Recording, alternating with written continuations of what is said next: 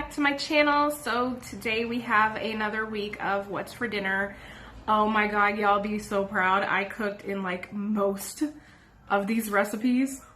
I don't know how I found the time or the patience or the energy to honestly like film cooking, but I did it. So we have a few different recipes. One of them was brand new to us, and I will definitely have the recipe for that linked in the description box below. And then a couple of them were repeat recipes. I just kind of clarified because I got like a lot of questions on the previous videos. So I just kind of like went through those on camera for anybody who didn't really follow along the previous videos, but I'll still have the previous videos linked in the description box for anybody who just wants like a quick run through. But yeah, we did it this week. Oh my gosh. Obviously it's not a full 7 days, but yeah, I did a couple of days. That's amazing for me so far. Yeah, I'm also, as you're gonna see in the upcoming weeks, as I'm doing certain meals, I'm also freezing like half of what I cook. I'm starting to stock up my freezer for my postpartum meals because I am now 3rd trimester, and so getting ready slowly but surely.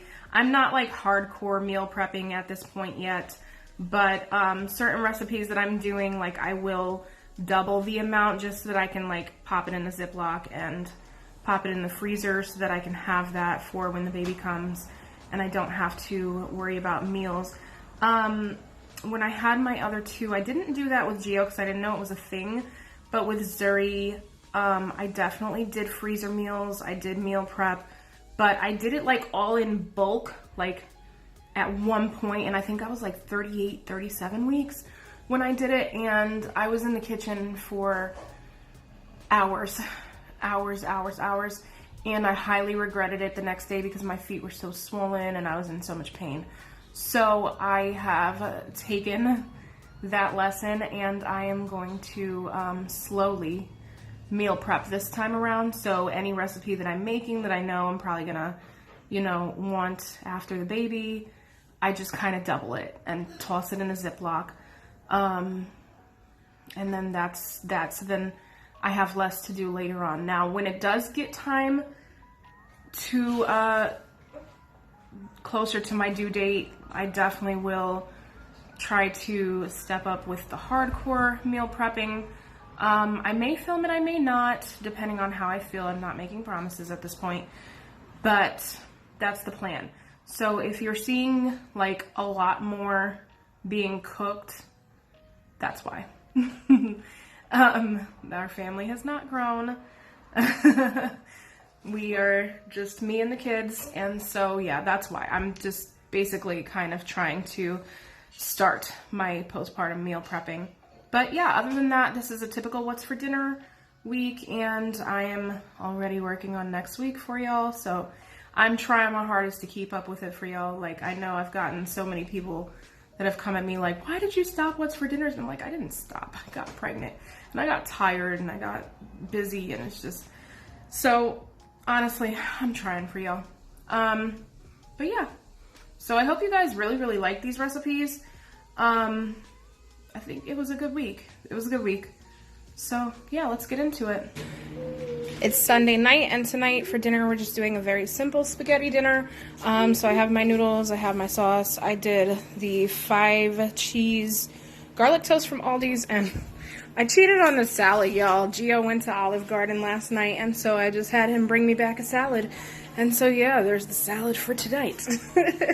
So that's a cheat. That's really actually Olive Garden salad, but I have the fake Olive Garden dressing, so I guess that's kind of counts for something. But yeah, this is going to be dinner for Sunday. On Monday I made some Chipotle Bowls. I did the carne asada steak. So I had this family pack of steaks. They're just 2 like really big, really thin steaks. I was gonna do both, but then once I picked up the first one, I realized that that is a lot of steak, and we definitely don't need both, so I was able to put the other one in the freezer, so that's awesome. I just cleaned the steak off and then I got to seasoning it. Now the way that I marinate my Chipotle steaks is I get the can of Chipotles in adobo sauce.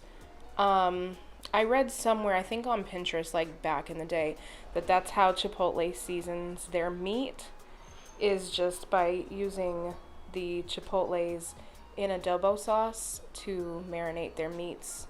And they said they do that with all their meats. I also put like a little bit of just regular adobo and some black pepper in it to also season. But yeah, that's basically what I do. I just place it in a Ziploc with all those ingredients and I let it sit for the day. So this is great because I was able to go out and do everything that I needed to do and come home and the steak is already pre-seasoned and I just had to cook it.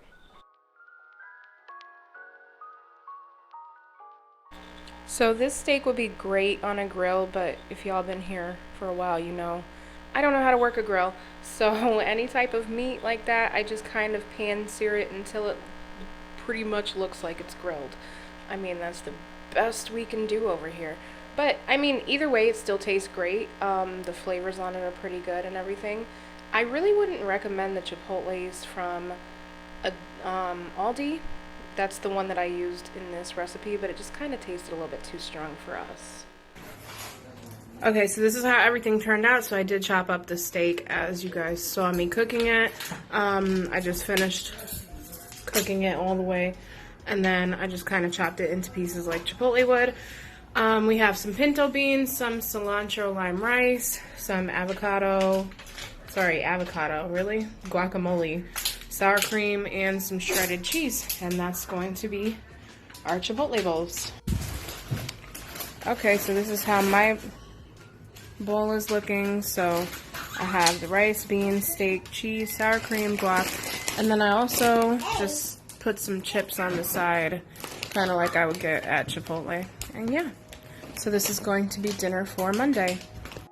On Wednesday, I tried a new recipe that I found on Pinterest. I've really been craving shepherd's pie for like absolutely no reason, because it's definitely not something that I've actually cooked before. I've eaten it before, but I've just literally never cooked it. So don't mind the naked belly. I have a shirt on, don't worry. I got a little bit hot that day.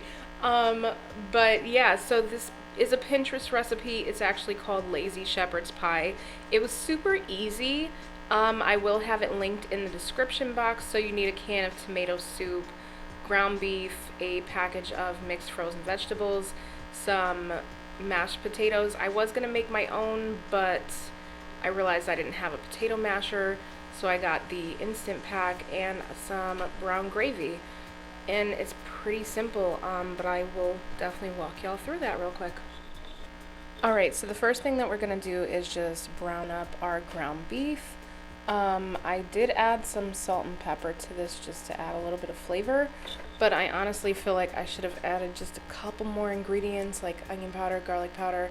Normally I season like that, but I don't know. I just was kind of trying my hardest to follow the recipe.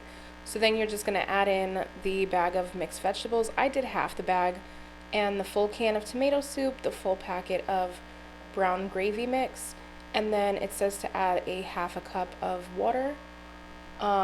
Stir that together until it gets to kind of somewhat of a thicker consistency.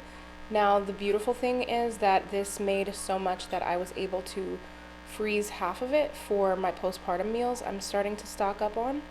I made the mashed potatoes and just poured those over the top and kind of raked the fork over the top to give it some texture. And then I just popped that into a 375 oven for about 20 to 25 minutes. And this is how it turned out. The kids liked it. I would change some of the seasonings, but it was pretty good. Definitely recommend.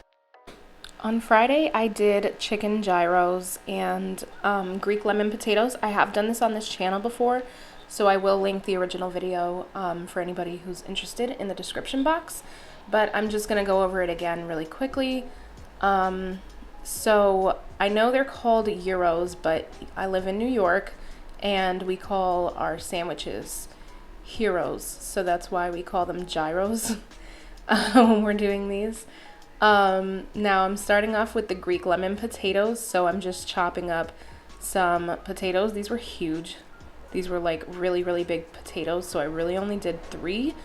But if you're using like smaller potatoes, I'd say somewhere around 5 or 6 potatoes should be good.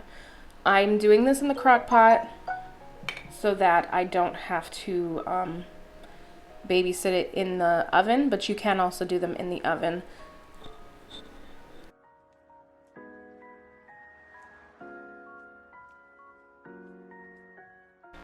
So now I'm just adding the seasonings to the potatoes. So I just cube up a half a stick of butter and put it over top of the potatoes. And then to a separate bowl, I just add in 2 tablespoons of olive oil, 2 tablespoons of lemon juice. I just add an extra splash because I really wanted it lemony. 2 tablespoons of minced garlic, about 2.5 tablespoons of salt, some black pepper, and then I just do a little bit of Badia complete seasoning. Mix that together really well, and then you just kind of pour it over top of the potatoes, and that's the seasoning. You can mix it, you don't have to, it'll eventually blend in there anyways, but I do like to mix it in there pretty well. So now I'm just turning my crock pot on low for 4 to 5 hours, or you could do high for 2 to 3. This is how your potatoes should look. Not mushy at all, just enough to poke a fork through. Now also after that, you just add the zest of half a lemon, and then you're supposed to really add in like fresh parsley, but I did not have fresh parsley, so I just add in a little bit of dried parsley. But yeah, it's pretty simple, and that's it for that recipe. It's really easy, it's really delicious. Again, it's one of my favorite recipes, especially when I'm making Mediterranean style food. This is kind of like my go-to side dish. So now onto the chicken. I just have 2 chicken breasts that I cubed, and I have it marinating in some Italian dressing, some lemon juice, and some complete seasoning. I just marinate that for most of the day, and then I just kind of pan sear it until it gets like nice little grilled up marks. And that's pretty much it for the meat. I don't really add anything else. Towards the end, I do add a little bit of parsley, but that's pretty much it. I don't over season this because the sauce that I put on it is seasoned enough, and I kind of like to let that come through in the end, so I don't really season the chicken too heavily.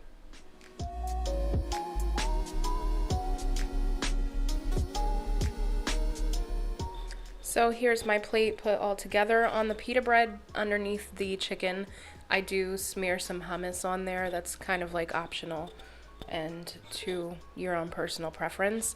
I did want to add lettuce and tomato, but I didn't realize that our lettuce and tomato had went bad by this point, so that really sucked. But I mean, other than that, you can kind of just build these however. I just put a little bit of shredded cheese and some of that tzatziki sauce from my Aldi haul, and that's pretty much it. So there's dinner for Friday. Alright, y'all, so that's gonna wrap up this week of What's for Dinner. I hope you guys liked it. If you did, please give it a thumbs up. Leave me a comment. Leave me comments. I always respond to comments. And if you're not already subscribed, I would appreciate it if you would, and join the family, join the journey, join it all. And I will see you guys in the next video. Bye, everybody.